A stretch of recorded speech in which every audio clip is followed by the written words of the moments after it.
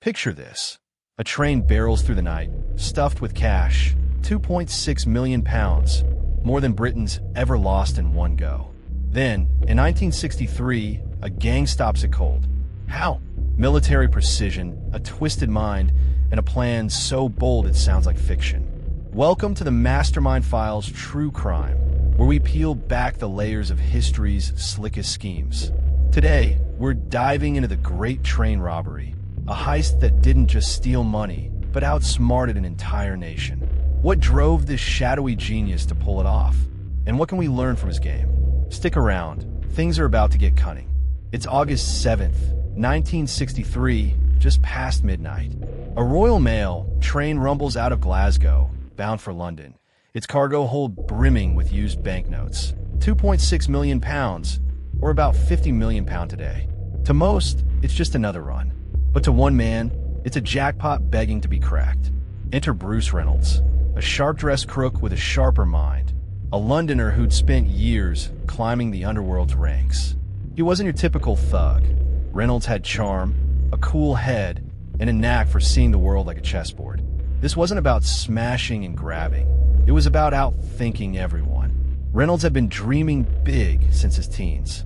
Born in 1931, he grew up in London's gritty streets, where survival meant outsmarting the system. Petty theft turned into slick burglaries, and by his 30s, he'd built a crew of loyal rogues. Men who'd follow him into the jaws of a lion if he said there was gold inside. But this heist? This was his masterpiece. The target wasn't a bank or a vault. It was a moving train, guarded by routine, not guns. That's what hooked him. The challenge, the audacity, the sheer brilliance of pulling it off. The scene set in rural Buckinghamshire, where the train tracks cut through quiet farmland. Reynolds didn't just stumble on this spot. He scouted it like a general planning an ambush. Bridego Bridge, a lonely overpass, was perfect. Isolated, dark, and just close enough to London for a clean getaway. He'd watched trains roll by for months, clocking their schedules, noting their rhythms. This wasn't luck, it was obsession. Every detail mattered. The signal lights, the crew's habits, the exact moment the mailbags hit the carriage. He turned a mundane mail run into his personal battlefield. What makes this story magnetic isn't the cash, it's Reynolds' mind. He didn't wield a Tommy gun or a crowbar. His weapon was strategy. He recruited specialists like pieces on a board, a train driver, a signal expert, even a guy who could charm cops if it came to it. He drilled them relentlessly, timings, signals, escape routes, until they moved like a unit. It was military precision dressed up as crime, and it's why Britain still talks about it. New to the Mastermind Files True Crime? We don't just tell crime stories, we decode the psychology behind them. Hit subscribe, turn on notifications, and join us as we unravel the minds of masterminds.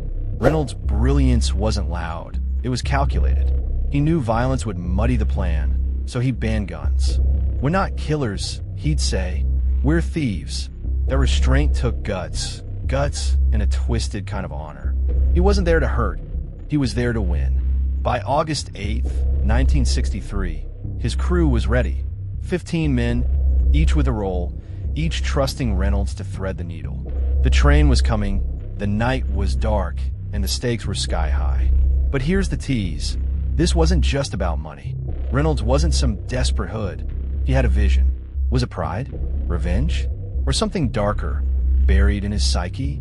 As the train hurtles closer, we're left wondering, how does a man like this, smart, controlled, almost elegant, risk it all on one wild night? Hang on, because the layers of this heist are about to unravel, and they're deeper than you think. Bruce Reynolds wasn't born a mastermind. He built himself into one. Growing up in post-war London, he saw a city clawing out of rubble, a place where the clever thrived and the slow got crushed. His dad was a laborer, his mom a nurse, honest folks who didn't see the angles he did. By 14, he was nicking bikes, not out of need, but because he could. It was a game, a test of wits. Jail stints in his 20s didn't break him, they sharpened him. Each sentence was a lesson. Trust sparingly, plan meticulously, and always have an exit. The Great Train Robbery started as a whisper, A tip from a crooked insider about the mail trains hauling cash, unprotected, ripe for the taking. Reynolds latched onto it like a hound on a scent. By 1962, he'd turned that whisper into a scheme, sketching it out in smoky pubs and backrooms. His first big move? Assembling the crew. He didn't want muscle, he wanted minds. Gordon Goody, his right hand, was a bulldog with a brain, loyal to a fault. Charlie Wilson brought street smarts and a cool head. Buster Edwards had a silver tongue, perfect for talking their way out of trouble. Each man was a cog in Reynolds' machine. The initial plot was simple. Stop the train, grab the cash, vanish. But simple doesn't mean easy. Reynolds knew the train's weak spot was its signals, those glowing dots of red and green that kept it on track. Tamper with them, and you've got a sitting duck. He recruited Ronnie Biggs, a small-time crook with a big connection, a retired train driver named Stan Agate. Stan knew locomotives like Reynolds knew cons together. They cracked the first hurdle: how to halt a beast moving at 80 miles an hour without derailing it or tipping off the crew. Reynolds' edge was psychological. He didn't just plan the heist, he played people. He'd sit with his crew, sipping gin, reading their doubts before they spoke them. "We're not robbing a bank," he'd say, voice smooth as silk. "We're rewriting the rules." That confidence was contagious. It turned a ragtag bunch into a disciplined unit. He drilled them on mock runs, timing every step. 30 seconds to shift the signal, 2 minutes to board, 5 to unload. He even had them practice in silence, trusting hand signals over words. It was eerie, almost beautiful, like a heist ballet. The stakes were colossal. 2.6 million pounds wasn't pocket change. It was a fortune that could set them up for life or bury them if it went wrong. Reynolds knew the post office wouldn't just shrug. They'd hunt with everything they had. But that's what fueled him, the thrill of outsmarting the unbeatable. He wasn't reckless, he was precise. He rented Leather Slade Farm, a hideout 27 miles from the bridge, stocked it with food, cards, even Monopoly boards to keep the crew calm post-heist. Every angle was covered, every risk weighed. As August 8, 1963 loomed, the plan took shape. Reynolds stood at Bradego Bridge, wind whipping his coat, staring at the tracks. His mind wasn't on the money, it was on the chessboard. The train was a pawn, the crew his knights, and the law, a king he planned to checkmate. But something bigger was brewing. This wasn't just a robbery, it was a statement. What was he chasing beyond the cash? The tension's building, and the next move's about to drop. The scheme didn't just grow, it exploded into something audacious. By summer 1963, Reynolds had turned a train stick-up into a full-on operation. The second plot point hit, scaling up the crew and the tech. 15 men weren't enough. He needed outsiders with niche skills. Enter the Ulster Man, a shadowy figure whose real name's still a mystery. Word is, he was a postal insider who fed Reynolds the train's route and cash load. Trust was Reynolds' currency, and he wagered it on this ghost, betting the tip wasn't a trap. Psychological tactics were his forte. Take the signals. They didn't just stop the train, they toyed with the driver's mind. Reynolds' crew rigged the line at Sears Crossing, near Bradego Bridge, with a glove over the green light and a battery-powered red. Simple but genius. The driver, Jack Mills, would see red, brake hard, and never suspect a heist, just a glitch. It was manipulation dressed as mechanics. Reynolds knew people don't question what fits their routine. He banked on that blind spot. The risks were insane. One slip, a loose wire, a nosy farmer could unravel it all. Yet Reynolds balanced them like a tightrope walker. He had Tommy Wisby and Jim Hussey, his muscle, posted as lookouts, ears cocked for trouble. He drilled the crew to freeze at any odd sound. Car engine, dog bark, until it passed. The plan's audacity wasn't in the act. It was in the control. Every move was a thread in his web, and he was the spider, calm at the center. Here's a takeaway. Reynolds didn't just read the train, he read people. That's power you can use. In business, relationships, even in negotiation, spotting what someone assumes and flipping it gives you the edge. He saw the driver's trust in the signals, the post office's faith in monotony, and turned it against them. It's not about force, It's about perception. Imagine leveraging that in your next deal. Know their blind spots, and you're halfway to winning. The night of August 8th, 1963, crept closer. At 3 a.m., the train, HVP, high-value package, rolled toward Sears Crossing, 120 mailbags stuffed with notes in its belly. Reynolds stood in the shadows, coat collar up, watching his plan unfold. The red light glowed. The train screeched to a halt.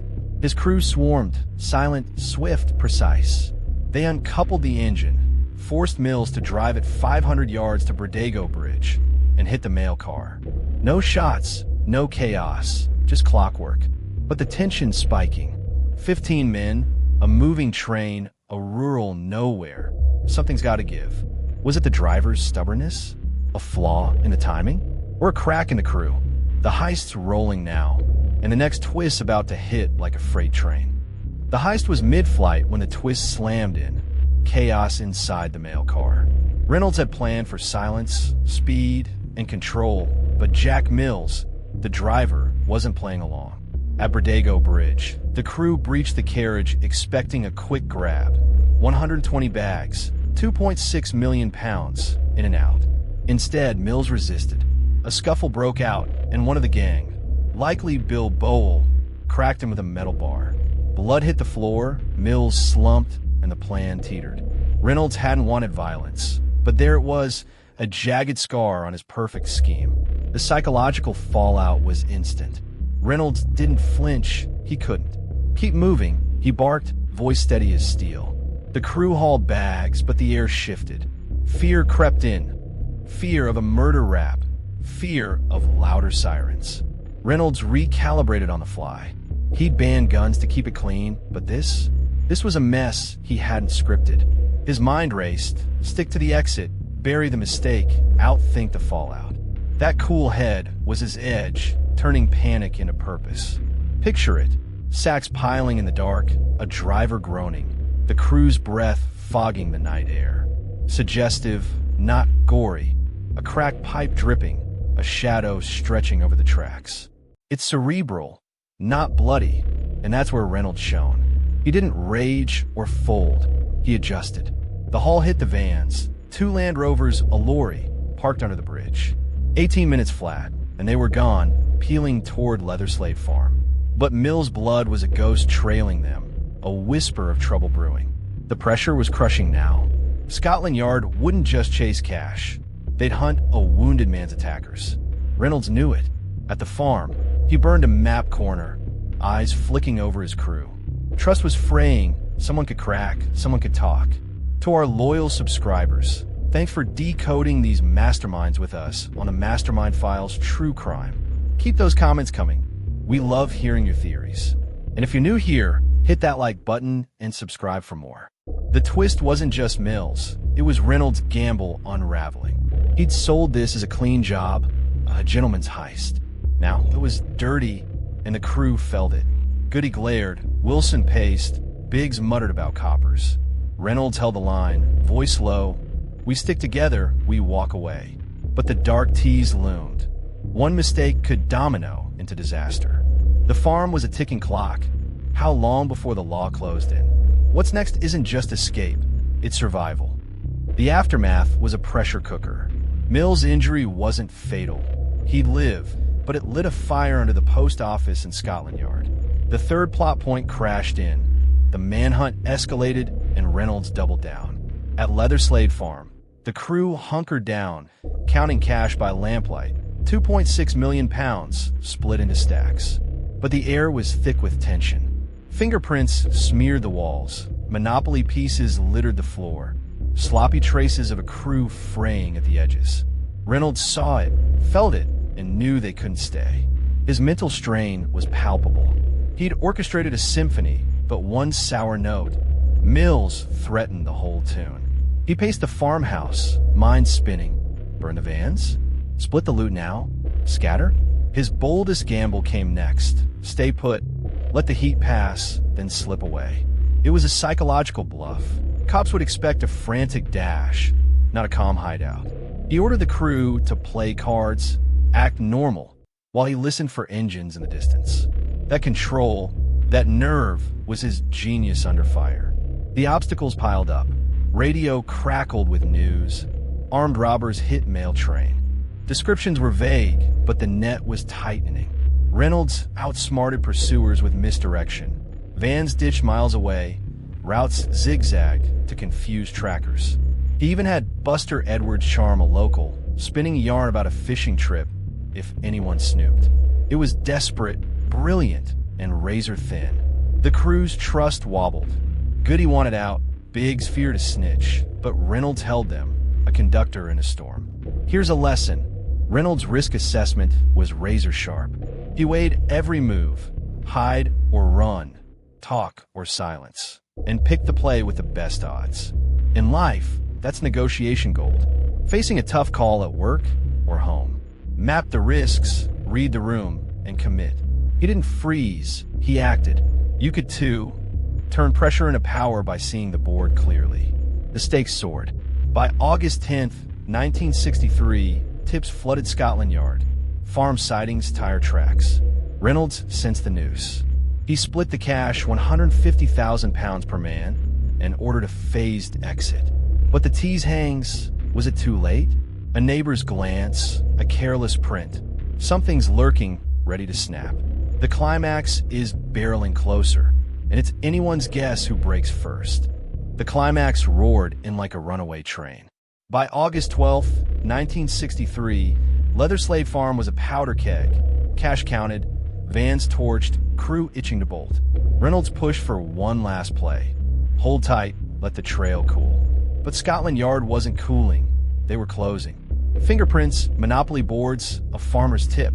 The hideout was blown. The scheme didn't triumph. It crumbled under its own weight. Reynolds' fatal oversight, underestimating the crew's sloppiness, the human cracks in his machine. The final insight into his psyche chills. He didn't panic. As sirens wailed in the distance, he lit a cigarette, eyes calm. "We had a good run," he said, almost proud. It wasn't delusion, it was acceptance. He'd outsmarted the train, the law, the odds for 96 hours. That rationale, glory over safety, drove him from the start. He wasn't just chasing cash, he was chasing legend. The crew scattered, Goody to Ireland, Wilson to London, Biggs to the wind, but Reynolds lingered, savoring the chaos he'd wrought. Here's a takeaway. Adaptability was his ace. When the farm burned, he pivoted, new routes, new lies, staying 2 steps ahead. In business or life, that's how you outmaneuver a crisis. Bend, don't break. Reynolds lost the game, but not the mindset.